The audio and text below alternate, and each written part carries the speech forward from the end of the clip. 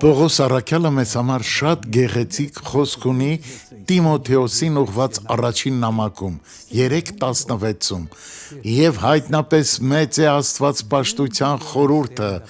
Աստված հայտնվեցավ մարմնում, արդարացավ հոգով, երևցավ հրեշտակներին, քարոզվեցավ հեթանոսներին, հավատացվեցավ աշխարհքումը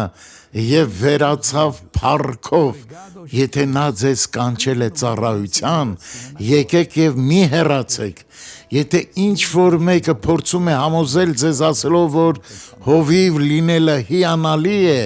մի հասկացեք դա որպես հարստանալու միջոց, դուք պետք է սիրեք Աստծուն, նվիրաբերեք ինքներդ ձեզ եւ վճարեք գինը, այդ ժամանակ Աստված ձեզ հաղթանակ կտա։ Աղոթենք, Հայր, մենք գալիս ենք քո առաջ ողորմություն խնդրելու նրանց համար, ովքեր մոլորված են, Հայր, Հիսուսը բուժել է այն կույր մարդուն, Հիսուսը նրան հարցրեց, ինչպես ես տեսնում մարդկանց, նա ասաց, ես մարդկանց տեսնում եմ ծառերի նման,